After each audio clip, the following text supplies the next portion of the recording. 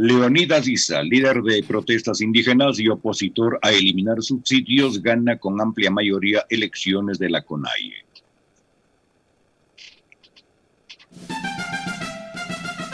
Punto relevante.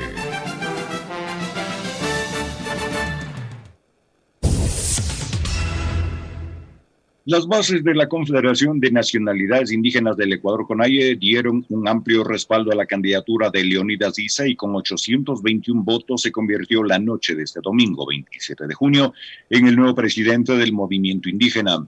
Fue uno de los 3 candidatos mocionados en las elecciones que se realizaron el fin de semana en Salasaca, provincia de Tungurahua. Aunque antes de la elección hubo incidentes porque algunos quisieron que se respete la decisión del Congreso anterior en el que plantearon que sea una mujer la que dirija la CONAIE, el Comité Electoral de la CONAIE decidió que también debían participar candidatos hombres porque la Constitución no permite la discriminación. María Vicenta Andrade del pueblo Saragur obtuvo 287 votos y Marco Guatemal, mocionado por las comunidades indígenas de la Sierra Norte, recibió 153 votos. También postularon al presidente de la Confederación de Nacionalidades Indígenas de la Costa CONAICE, Javier Aguavil, pero él declinó la candidatura para apoyar las resoluciones del sexto Congreso en Zamora, realizado en el 2017, en la que se decidió que sea una mujer la presidenta. Issa es uno de los dirigentes más visibles de las manifestaciones indígenas realizadas cuando el gobierno de Moreno eliminó el subsidio a los combustibles, medida que luego de 13 días de paralización se echó abajo. Además del nuevo presidente de la CONAIE, Leonidas Issa, también lideró una manifestación hace 2 semanas en Atacunga con el objetivo de exigir la derogatoria de los decretos 1158, 1183 y 1054 emitidos por el gobierno de Moreno que liberaron los precios de los combustibles. En esa ocasión aseguró que se derogue esos decretos y se convoque a un diálogo para una nueva política de subsidios. En Pichincha Opina, comenta Alexis Moncayo. 7 de la mañana con 9 minutos, como para complementar también, y porque es no menos importante, quien le va a acompañar a Leonidas Issa al frente de la CONAIE como su vicepresidenta será una mujer, Zenaida Iyazacama, de la nacionalidad quichua de Pastaza, fue elegida como vicepresidenta de la CONAIE, repito, ¿no? Zenaida Iyazacama, de la nacionalidad quichua de Pastaza. Antes de profundizar en este tema, yo sí quiero referirme a lo que sucedió aquí en este espacio el viernes anterior, porque me parece que tampoco fue cosa menor. Y fíjense ustedes cómo con esas actitudes y esos detallitos, los grandes medios de comunicación, esos que pretenden decirle al país cómo es que se debe hacer periodismo y lo que es el periodismo, la libertad de expresión y todo ese cuento y ese relato que nos han vendido durante todo este tiempo. En este espacio el viernes anterior tuvimos la oportunidad de conversar, de dialogar con el coronel Roberto Marchán, que fue parte de el grupo de pilotos y del equipo de seguridad del presidente Rafael Correa en su momento y después con Lenín Moreno también. Y aquí, en este espacio, en una entrevista extensa, larga, pero muy provechosa, un diálogo muy interesante además, se desvirtuaron una serie de mentiras, una serie de tonterías que se han ido reproduciendo y que han cobrado fuerza durante las últimas semanas, pero que parten además de un informe de Contraloría, ¿no? Que dice que el correísmo utilizó el avión presidencial, bueno, mal llamado avión presidencial, pero en realidad son aeronaves de la Fuerza Aérea, y ya nos explicaba para hablar con más propiedad el propio coronel Marchán que existe la categoría de vuelos presidenciales, más no de avión presidencial. El vuelo presidencial es en el que se sube el presidente de la República en cualquiera sea el tipo de avión, ¿no? Así que en esa entrevista y en ese diálogo, el coronel Marchán desvirtuó, digo una vez más, todas las mentiras y todas las idioteces que se han ido reproduciendo durante los últimos días, que las narcovalijas, que se llevaron lingotes de oro a paraísos fiscales, que se llevaron maletas con plata a paraísos fiscales, etcétera, etcétera, etcétera, una serie de mentiras que se han repetido constantemente en las últimas horas y en los últimos días. Increíblemente además, ¿no? Sin ningún tipo de contrastación, sin ningún tipo de verificación, sin ningún tipo de argumento que no sea otro que el odio que le tienen a Correa y a todo lo que representa o representó en su momento su gobierno. Pero fíjense, por eso decía yo, en los detalles y en las actitudes uno también se puede ir dando qué buscan los medios de comunicación y algunos periodistas, porque no creo que sean todos tampoco.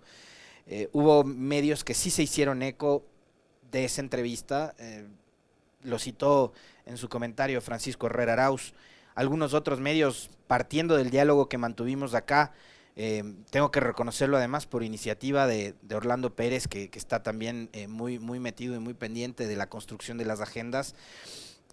Hay otros medios que también han creído pertinente y necesario escuchar la versión de Roberto Marchán y lo han estado buscando. Veo que están incluidas en sus agendas durante la jornada de hoy. Y eso también significa que en buena hora en este espacio nosotros estamos generando opinión, estamos generando tendencias en algunos temas y eso es bueno porque habla además del buen trabajo que se está haciendo en la coordinación, en la planificación de los noticieros, de las entrevistas y de las agendas acá en Pichincha Universal además nos vamos conectando con lo que se está discutiendo en las redes sociales, pero tratando de saber la verdad, pues no buscando opinadores que lo que hagan, sí, Nelson Salazar también, don Nelson, que buen amigo nuestro, periodista, comunicador de la provincia del Guayas, de Milagro, yo pensé que era de Guayaquil. Nelson tuvo la gentileza de invitarme a una entrevista en el mes de abril, y ahí estuve charlando con Nelson, vi que él también tomó extractos de nuestra entrevista y la comentó, es verdad, Normita, gracias por recordármelo. De paso le mando un abrazo a Nelson hasta allá Milagro, ¿no? Bueno, les decía, pero los grandes medios como que no ha pasado nada, la versión de Roberto Marchán pasa desapercibida, no la toman en cuenta, no ha sido citada por ninguno de los grandes medios, de esos grandes medios además que en su momento se dedicaron a lavarle la cara al sinvergüenza de Celi con grandes entrevistas que fueron muy promovidas, muy promocionadas en su momento, ¿no? Cuando Celi era, junto a Julio César Trujillo, uno de los referentes de la lucha anticorrupción en la época de Moreno. Recordarles un detalle que parece que se van olvidando, ¿no? Cuando fallece Julio César Trujillo, quien era el presidente del Frente Anticorrupción, de ese quinto poder, como le llaman, quien le sucede en el cargo de presidente de la función de transparencia, es Eli, con el apoyo de todos los grandes medios de comunicación, y es Eli, este sinvergüenza que ahora está preso, investigado por supuesta delincuencia organizada, el que elabora un informe, ¿no?, con indicios de responsabilidad penal de que los aviones de la FAE en los vuelos presidenciales eran utilizados para llevarse plata a los paraísos fiscales.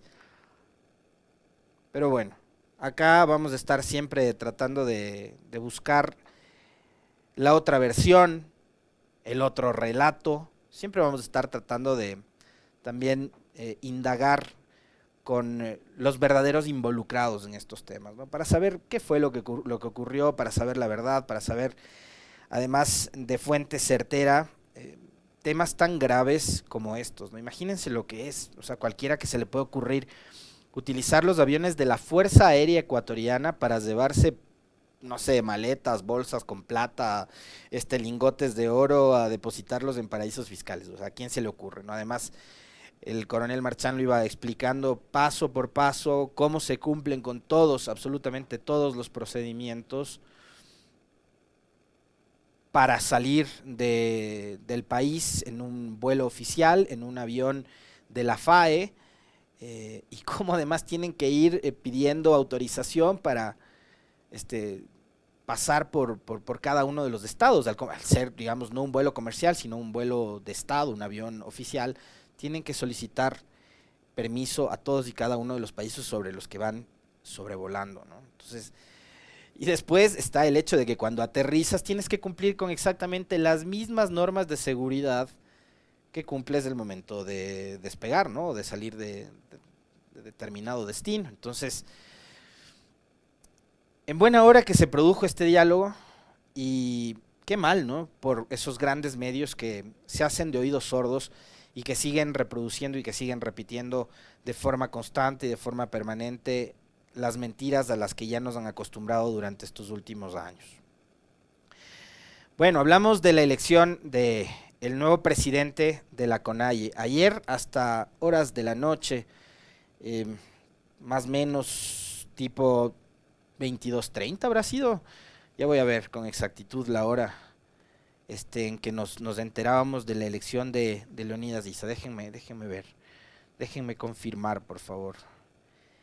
Les tomó mucho tiempo, ¿no? La decisión a los integrantes de los pueblos y nacionalidades indígenas que ayer se dieron cita en la provincia de Tungurahua para finalmente consagrar la elección de Leonidas Issa. A las 21:15 exactamente fue que se conocía la noticia sobre la elección de Leonidas Issa como nuevo presidente de la Confederación de Nacionalidades Indígenas del Ecuador.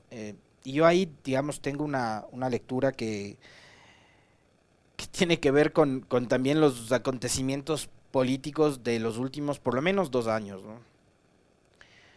Cómo emerge la figura de Leonidas Issa a partir de la revuelta popular de octubre y cómo esa figura le resulta de alguna manera también bastante incómoda para su propia organización, porque recordarán ustedes que cuando Pachacuti estaba definiendo el nombre del candidato presidencial, en ese momento uno de los precandidatos junto a Jaime Vargas, junto a Yacu Pérez, era precisamente el nombre de Leonidas Issa. Pero Leonidas tuvo mucha oposición dentro de lo que es la organización en sí, ¿no?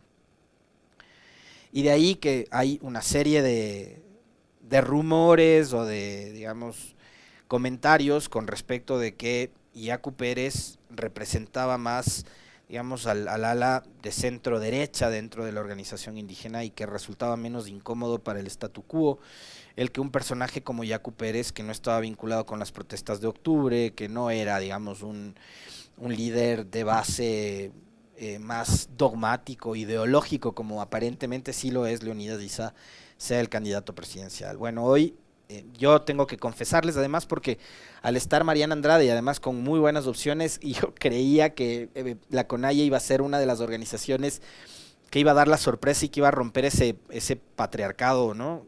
Iba a definir o decidir por una mujer como la presidenta de la organización, pero veo que finalmente me equivoqué.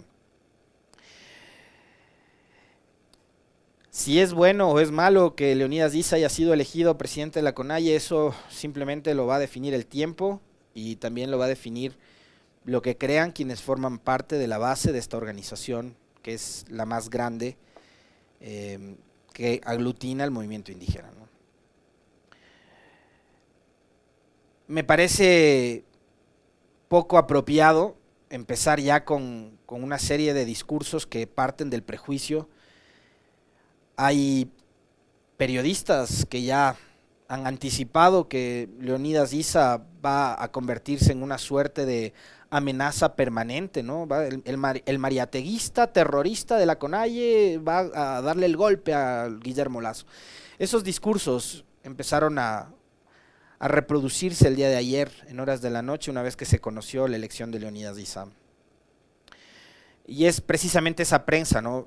Esa prensa a ratos carente de sensibilidad de lo que estaba en juego el día de ayer, que no entiende cómo opera, cómo funciona una organización tan amplia y tan grande como es la CONAIE.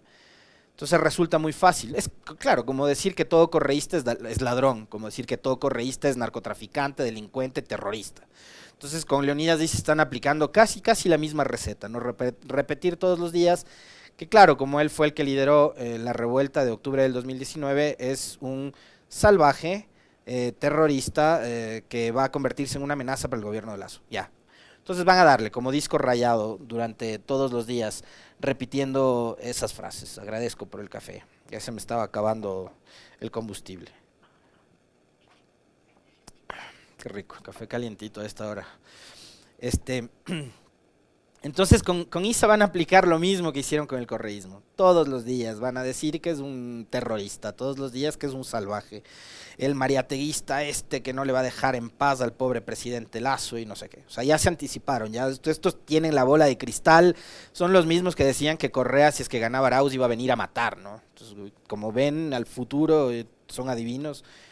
quisiera algún día salir a comprarme un boleto de lotería con estos periodistas para que me den suerte, ¿no? Como ven, son clarividentes. Y yo les voy a decir lo mismo que dije hace un mes con respecto de Lasso, ¿no? Cuando a los 3, 4 días de haber asumido el poder ya todo el mundo empezó a criticar por todo y por nada a Lasso. Y yo les decía, bueno, déjenle por lo menos que el hombre se siente en el solio presidencial y veamos qué pasa después de un tiempo. Yo creo que lo mismo aplica para el caso de Leonidas Diza, ¿no? O sea, déjenle al hombre que tome el mando de la Confederación de Nacionalidades Indígenas del Ecuador y veamos por qué camino va a transitar. Veamos cuál va a ser además la postura que adopte Leonidas Diza con respecto no únicamente de la CONAIE, sino de la bancada de Pachacuti y del movimiento plurinacional Pachacuti, que es el brazo político de la CONAIE, y que hemos visto en varias ocasiones cómo los asambleístas de Pachacutic han ido por cuerda separada y por otro camino distinto del que tomaron en su momento los dirigentes de la CONAIE. Si no recordemos lo que pasó a partir de octubre del 2019, donde los líderes de la CONAIE, Jaime Vargas, Leonidas Diza, entre otros, estaban liderando una revuelta en contra del gobierno de Lenín Moreno y de las medidas económicas que significaban un duro golpe para el país y para los ecuatorianos, y los asambleístas de Pachacutic estaban votando a favor de la ley humanitaria en la asamblea y estaban haciéndole el juego al gobierno de Moreno. Entonces, hay que ver también qué es lo que pasa ahí, ¿no? Si es que Leonidas Diza toma de alguna forma el control de lo que hace el movimiento Pachacutic a nivel político dentro de la asamblea, porque no hay que olvidarse que tienen una de las bancadas más numerosas en el Parlamento. No hay mayoría, pero tienen una de las bancadas más numerosas. Creo que están entre 24, 25, no sé finalmente cuántos de Pachacutic se fueron o dieron el camisetazo y se pasaron a la otra orilla, pero Leonidas Diza también tendrá que decirle al país y explicarle al país por qué Pachacutic decidió aliarse con Creo y con Izquierda Democrática en estos primeros días o semanas de administración en la Asamblea Nacional, ¿no? Habrá que ver cuál es el camino que toman, porque ayer me decían, una cosa es Pachacutic, otra cosa es la CONAIE. No. El voto nulo ideológico en la segunda vuelta electoral fue de CONAIE y Pachacutic. Los dos fueron la misma cosa. Así que sí, que estructuralmente, digamos, sí, están, digamos, compuestos o funcionan por cuerda separada, ok, pero Pachacutic sigue siendo el brazo político de la CONAIE. Para los que intentan justificar eso, Leonidas Diza fue uno de los que promovió el voto nulo ideológico. Ojo con eso, ¿no? Entonces, si digo, vamos a darle el beneficio de la duda a Leonidas Diza, pero a mí tampoco es que me genera, digamos, una suerte como de alivio que él sea elegido, porque además es un asunto de la CONAIE.